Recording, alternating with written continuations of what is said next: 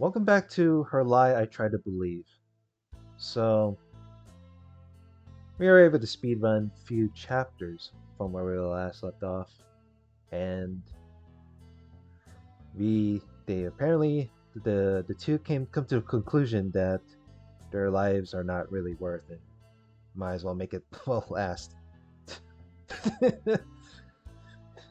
All because like Tim's whole life is boredom. I mean, other than him hating on Cassandra, of course. But let's not waste any more time.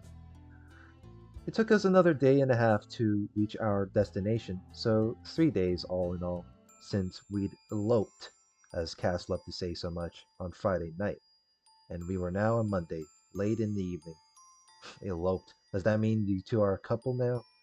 I mean, it's funny because Tim like be like, "Oh, it's disgusting," but even though like they, why would you just hang around with her anyway? Again, so questionable. Late in the evening. The moment we entered the heart of the city, she became ecstatic. At every street corner, she was like, "Oh," or "Look, look, look. It's so beautiful." Or again, "I want to go there. Let's go there, all right?" Every time, though, it sounds like, wow, he's right. It does sound like what a kid would say. Every time, though, I just kept my eyes focused on the road, half listening to what she was saying. When I felt that she was pestering me too much, I simply repeated the same thing over and over again. "We need to find a place to crash first. Be patient, all right?" She was so excited about the most trivial things that I started wondering what kind of life she had led up until then. She was a prostitute, right? Then why did it feel so much as if I was with a kid somehow? Was this whole thing really a good idea, bringing her to a place like this and with me of all people? One thing we didn't have to worry about, though, was our budget. I had lots of savings from my old part-time job as well as my current full-time one. Well, current might not really be the case anymore, but whatever. Since I had always lived modestly, or more like pathetically, I had more than enough money for the both of us, and it would last for quite a respectable amount of time as well. Obviously, the first place we decided to hit was the mandatory casino. Oh yes, casino with the generic look of it. I mean, that's pretty much all there is to see here. So we've drunk a lot. When I say a lot, I mean that new drinks were popping so frequently in our hands that by the end of the night, I couldn't remember where half of them were even coming from. She looked at everything with eyes full of curiosity. The old people and their slot machines was very fascinating to her. She could gaze at them for 30 minutes on end. However, the moment I asked her if she would like to try it, she looked at me with a warm smile and said, "They look so pathetic, but it's almost pitiful. But when you think about it, aren't we all the same? We waste our lives routinely doing the same motionless actions over and over again, forgetting even the meaning behind it. I wonder if there's a God. Wouldn't he look at us with the same pity as I'm looking at them?" I was mysteriously drawn by her empathetic, slightly dejected expression. Before I knew it, I was in front of her, patting her head softly while gazing at her silently. I wanted to comfort her somehow, but even with all of this going on, no words came out of my mouth. And so she continued, "As long as we're together, let's not do this, alright? I want this to be special. Us. You don't need to push yourself. You don't need to love me. Just make sure we never forget, at least, alright? Never forget the reason why we're here right now." "Alright, never. I promise." I took her by the hand and led her through the maze of bright and colorful machines. But was it such a good idea to agree to her request? I mean, not forgetting the reason why we are here would mean never forgetting that we're always in danger, that we're always on the run. Or maybe that's what she meant by it? She also looked at me with great interest the moment I started playing blackjack. She didn't know the rules, but as soon as I had explained them to her, she tried to help me sometimes. But and she was smart. For that, she sure was. I almost forgot that she was once among the top of our school. To think that she had become so innocent, or maybe she had always been like that. But the way I saw her at the time, I thought she was a strong-willed woman who could do anything as long as she put her mind to it. But I couldn't have been more wrong. She was fragile, delicate, and pure. Any man would have been better fit for any man. Yet she was unlucky enough to choose me of all people.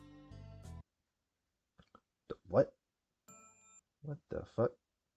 The moment we started to become really wasted was the moment where everything started to slowly crumble. I had to go to the bathroom because of the alcohol, obviously. The instant I came back, I saw her speaking with another man.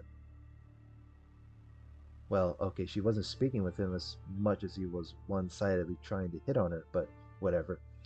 Her eyes were different than when she was with me. She had a stern expression, and her eyes were as cold as ice. It would have been obvious to anyone that she was giving him the cold shoulder, but not to him. I walked up to them and asked her if she knew him. I don't. I don't. He was actually leaving, right? Oh, so he's your boyfriend? Sorry, man, it's just you have such a fine woman. Here, I couldn't walk by her without at least trying, no? He looked at me with a kind of smug expression that said, I try to fuck your girl, no hard feelings, right? What did he want? I asked her plainly. Nothing. Of course, just hiding it. Answer me! I shouted, not minding the people around us. Obviously, most of them did turn around by my sudden outburst. She didn't want to answer. Still, after seeing the look on my face, she finally gave in, her eyes downcast toward the floor. He asked, how much for the night? You just treated her like she's a prostitute? I'm sorry, he repeated once again, scratching his cheek in discomfort. But as I said, she's a very attractive girl, so leave, I uttered emotionlessly, and without even waiting, I repeated the order again. I said leave. Okay, okay. No need to be a dick about it. Jeez, you're meant to be together, you two. Well, at least he's right, he is a dick. I wasn't talking to you, Cass. I wasn't talking to you. Cass, leave. Wait for me outside while I deal with this bitch. What did you just say? The man became visibly agitated the moment the meaning behind my words reached his small ass brain. No, no, no. Tim, come with me. I don't want to be alone. I don't care what he said. Just come with me, okay? Let's just stay together. I took a stance, no longer caring if she witnessed the whole thing at this point. She hugged me tightly from behind, probably fearing I would jump on the guy. What are you doing? Stop, you idiot. But before I could shake her off, I was punched in the face by the man in front of me. He probably took it as an opportunity to take me by surprise. Luckily, I was able to keep myself from stumbling, though, because if I had, I would definitely have fallen on her. A second blow followed, and obviously, I had no other choice but to take it yet again. In the end, I had to fall to my knee before she finally understood what was happening, and decided to protect me from upfront instead. Leave him alone. Don't you see he's in no position to fight anymore? The guy did stop by her words, but before leaving, he said something along the lines of, next time, know with whom you're dealing with, punk, as though he just conquered the whole world. I couldn't move for a while. She kept on hugging me tightly, as if it would actually help me feel better. I sensed a rage welling up inside of me, and it certainly didn't help that the only words she thought to say were, I'm sorry, baby. I'm so sorry. Her useless apologies only made my anger worse. I got up from the ground without as much as looking at her, and started walking away toward the nearest bar. I wanted to be left alone. I knew what would happen if she kept on nagging me, but sure enough, there was nowhere else for her to go. I drank a couple of shots on my own. She sat next to me with her sad looking eyes, but I ignored her. She didn't ask for a drink herself, nor did she try to start a conversation. She simply kept looking at me. I was the center of her whole world. That's how I felt at that very instant. After that, I went outside gloomily. I was so drunk, I don't even know how I was able to start. I don't even know how I was able to walk straight. That is, if I was walking straight in the first place. It was nighttime already, maybe 2 or 3 in the morning. She was shivering for some reason. She kept repeating that she was cold multiple times over. I didn't really understand how it was possible since it was relatively hot at that moment, and we were both drunk anyway, so who cared? I lit a cigarette and looked absent-mindedly at a single point in space. That was until, hold me. Please, I'm cold. She wanted me to hug her, ridiculously enough. Why is the sign on the right, like second bottom, it looked like Michael Jackson or something? I don't know, maybe it's just how it was drawn. that way. Get lost. She was annoying. She was annoying. But I want to be close to you. Please. She hadn't shifted gear even after I had been so cold toward her. She never did, actually, but tonight was even worse. She was blatantly showing her dependence on me. No. Oh. She approached me nonetheless. The moment her hands touched me, I pushed her hard I pushed her hard to the ground. She fell on her butt painfully. Others were looking at me. It seemed I was taking on the role of the bad guy tonight. Well, you definitely are. I couldn't care less, though. I didn't feel anything. I glanced at her emotionlessly. She staggered back to her feet rather quickly, and as she did, her smile was still intact on her face. She walked toward me with again that sweet smile and said, again. She wanted to be pushed again. What the fuck was her problem? Well, she's a masochist. Well, not that I really minded. When she touched me again, I pushed her the exact same way. Again, she tumbled to the ground painfully and then got back on her feet eagerly and walked up to me with that pure expression of hers. I started laughing. How the fuck could she be so stupid? Couldn't she understand that I was furious right now? Could I even understand it myself? I pushed her the moment her fingers grazed my arm. On the ground, she laughed. Well, like me, I guess. But this time, she had a harder time getting back up. People were eyeing us as though we weren't human or something, as if we were another species entirely. You're such an airhead sometimes. My anger had vanished completely thanks to her stupid act. I helped her back to her feet, and we went back into the casino anew. She was happy.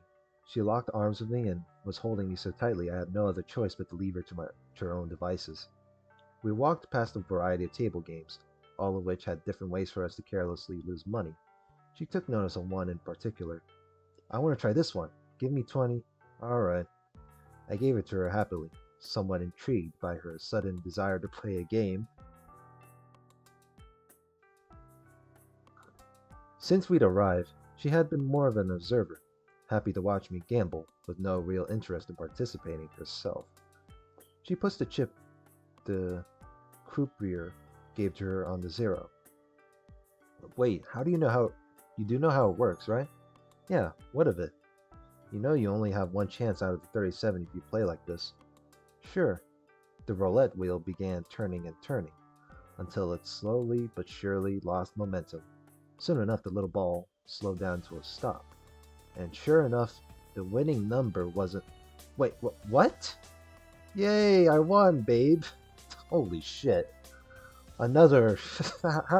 What are the damn odds? How is this fucking possible? Yeah, I know. Less than 3% is still more than zero. Still. Hey, it reminds me of the gotcha games I had played in the past. And, yeah, and of course I still do. Still. She won $700. She wanted to give it to me, but I couldn't accept it. Even if she didn't necessarily work for it, it felt as though she had used a lot to her. It felt as though she had used a lot of her unused luck to win it. She bought us 2 bottles of wine, and we finished the night at the hotel. She was on top of me. She had yet to insert me inside of her. She looked at me with those passionate eyes of hers. She had a letter opener in her hands. It was lying around on the bedside table, I think. The moment she noticed it, she picked it up hastily as though she had just had the greatest idea. That's when she said, I want to write my name on your body with this. Can I? I said, sure. Carelessly and without ever breaking eye contact with her, I looked at her every motion with great fascination. She applied pressure on my stomach with the edge of the thing, but it didn't do much good, unfortunately. Her name was there, all right, but I wouldn't take long before it disappeared. She was too soft. Still, she was satisfied with the result. I wasn't. She looked at my stomach contemplatively. I took that opportunity to grab the hand with which she held the letter opener and pushed her hard onto my belly. What are you? This is how you do it. If you really want to appropriate me, do it properly. Appropriate you? I didn't reply to her. My eyes were enough to convey the depth of my thoughts. I don't want to hurt you. If you don't want it, then get off of me. Wow, Tim really. That's what I call both. I didn't know if Tim is into this. Jesus. She cried. Right then and there, she cried. But at the same time, she started craving her name onto my body thoroughly, because those weren't tears of sorrow. She was genuinely happy.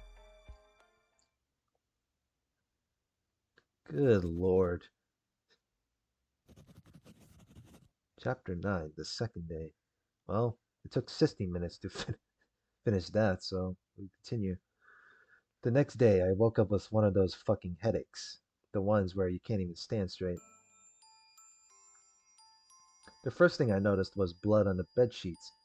At first, I thought it might have been that time of the month or something, but I soon remembered the reason behind it the moment I tried to get up on my feet. My stomach was stinging like hell. When I took a careful look at what she'd done, I became extremely disturbed by it. She hadn't gone easy on me, all right. Not that I would have wanted it any other way.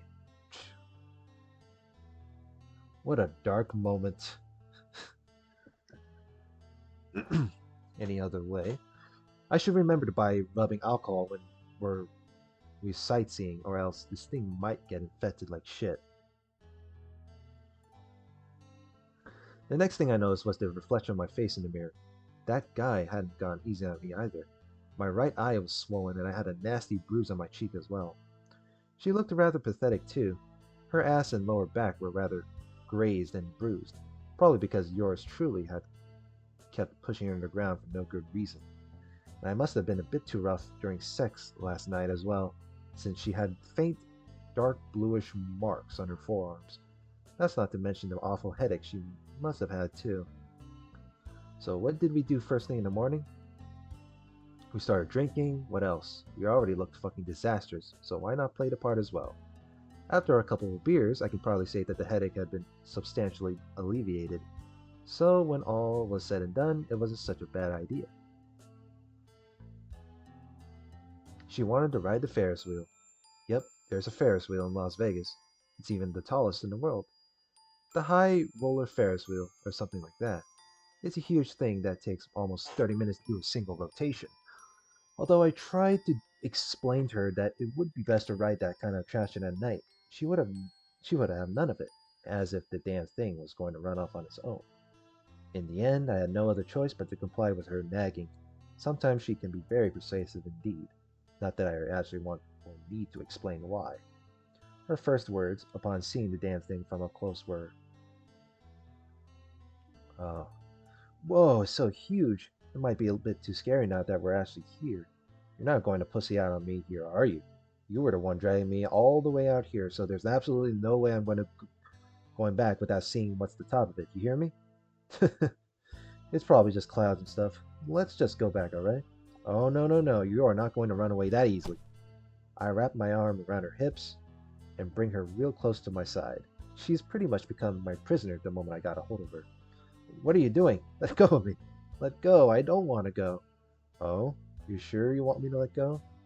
She blushes the moment she hears my words and faintly admits, as though surrendering. No. Please keep holding me like this. Great.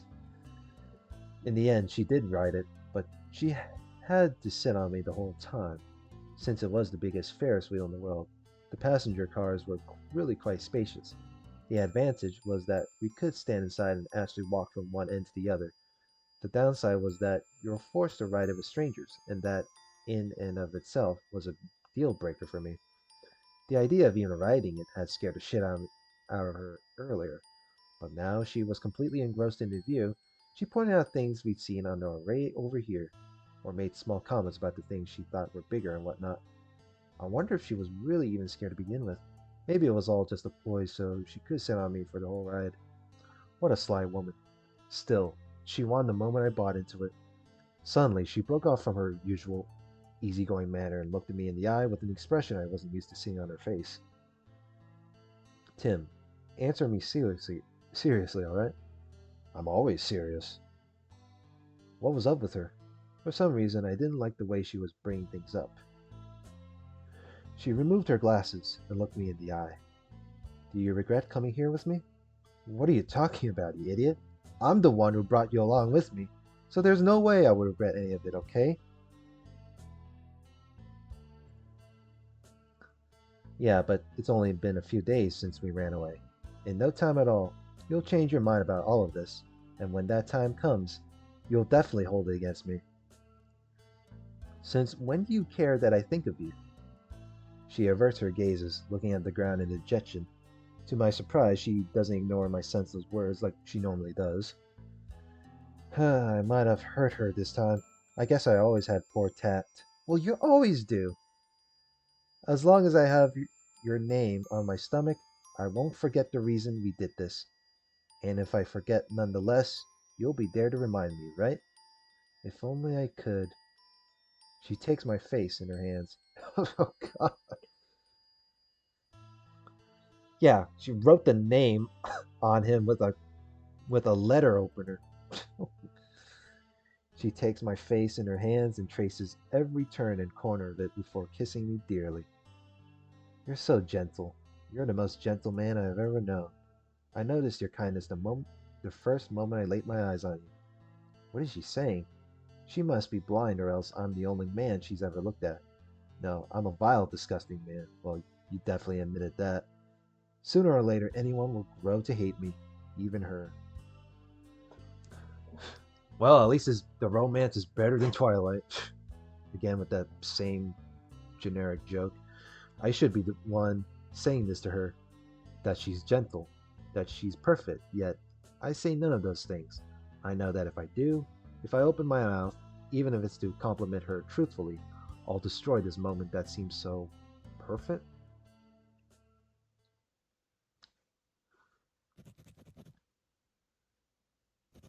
Oh my god, chapter 10, something more cozy. And we were like speeding through. After the Ferris wheel ride, she told me she wanted to change hotel rooms. I didn't understand why.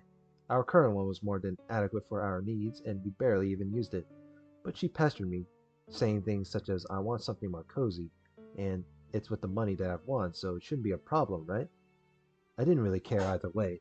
The only thing that was a bit of a letdown was the fact that we already paid for our old hotel room for 2 more nights, so it was obviously a waste, since we didn't have an infinite amount of money.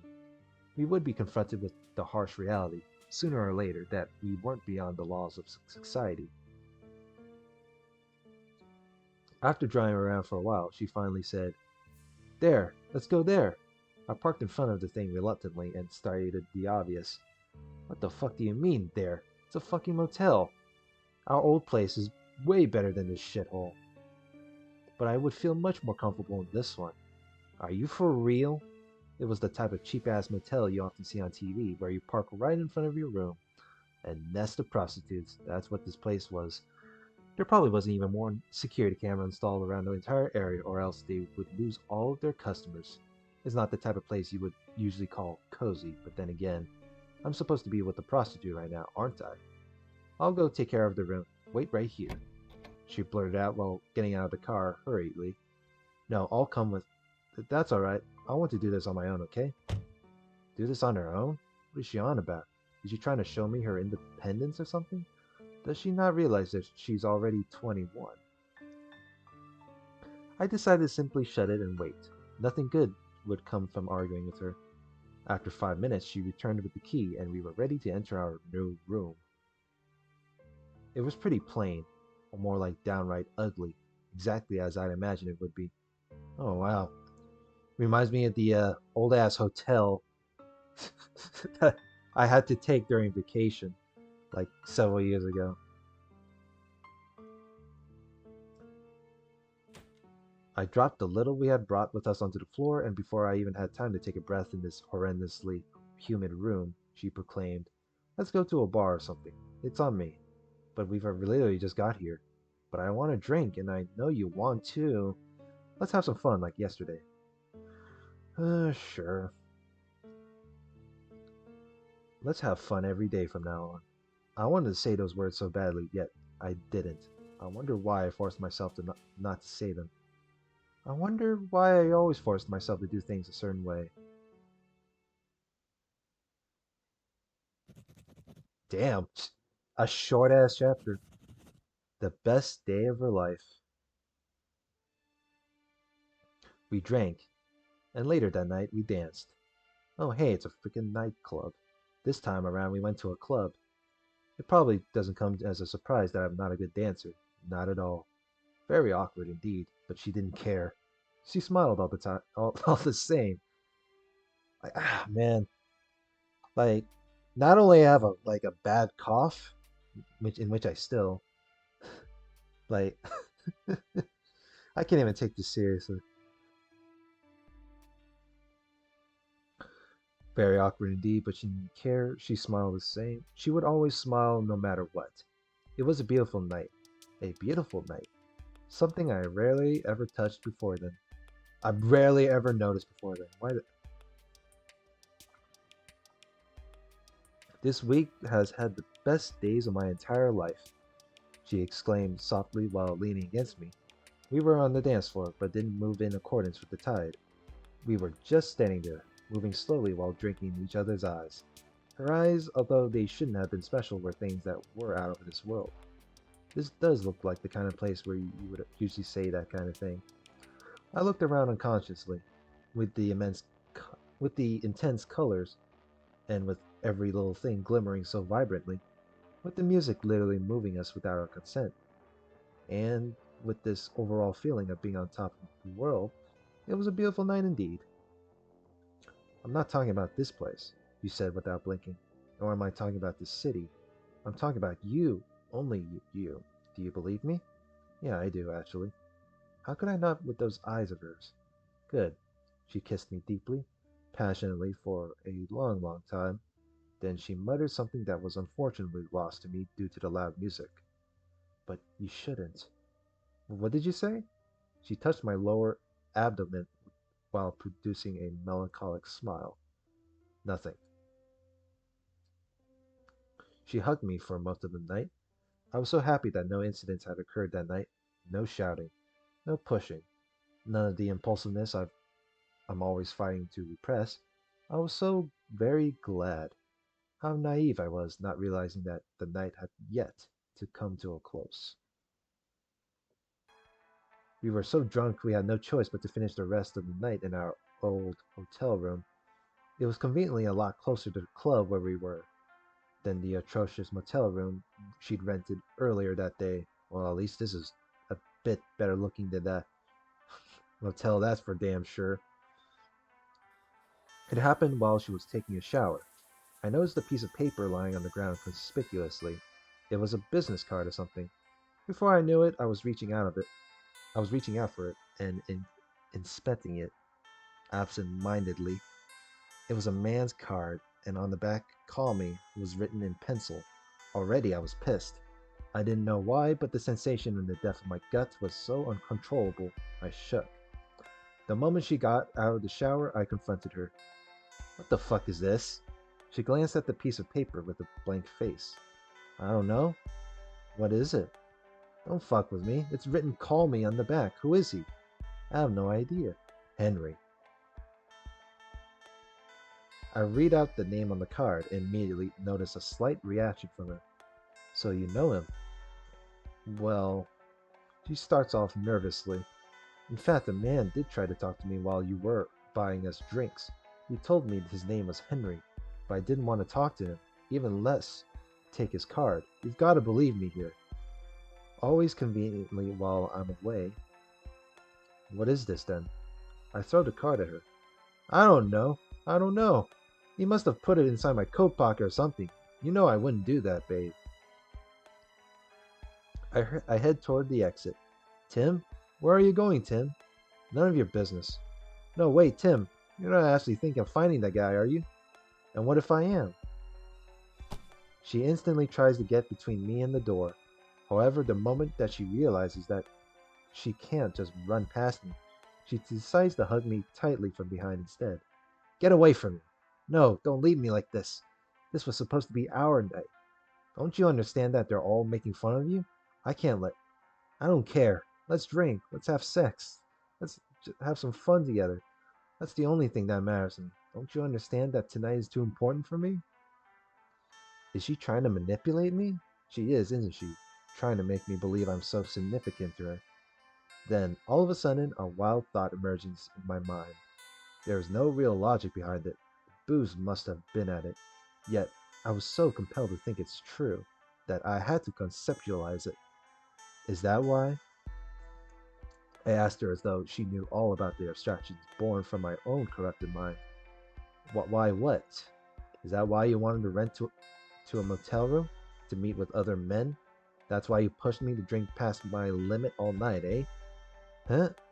Wait, no, there's no way I would do such a thing. You keep telling me this as if you're the purest woman in the world, but you're a prostitute, aren't you? I'm not sure I even know you. I don't know her, right? I thought I did, but there's no way a girl such as her would love a loser like me.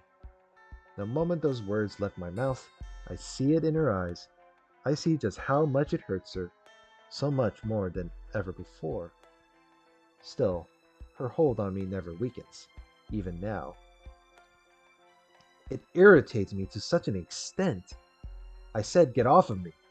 I tried to shake her off with all my might, and that's when she gah, was thrown head first against the wall beside us, and she fell to the ground with a thud.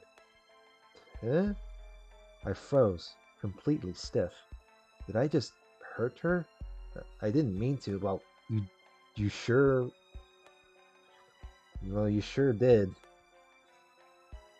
I looked back at her hurriedly to make sure she was okay. Are you alright? I must help her. Every inch of my body was screaming at me to do so, yet I'm fine. Thanks. She tried to put on her big, bright smile, despite the fact that she was clearly in pain right now. Me of all people. I have no right to help her. No right to be here at all. I try for the umpteenth time to walk away from her, but she desperately gets a hold of my leg as a response. Please, don't go. I try to walk nonetheless, but I quickly realize just how futile my struggle is. Sure, I could have shaken her off quite easily and it would have been the end of it, but I couldn't take the risk of hurting her again. I couldn't surrender myself to this darkness inside of me. I mustn't. So instead, I just let myself slide down the wall, and I sat right next to her in defeat. She rested her head on my thigh as if nothing had ever happened. Yet, somehow, I still felt angry. I couldn't let go of it. What a fucking kid I am. You're always angry.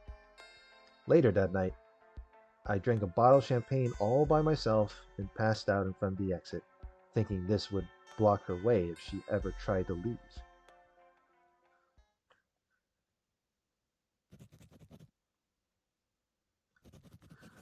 Something to realize sooner. Chapter 12. Oh, good lord.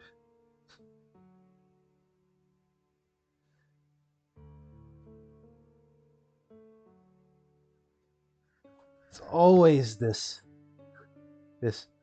melodramatic crap. Well, just save here and come back to this later. So, next part, we will continue more of this Las Vegas hotel crap shenanigans. So, like, comment, and subscribe, and see you then. Have a good one.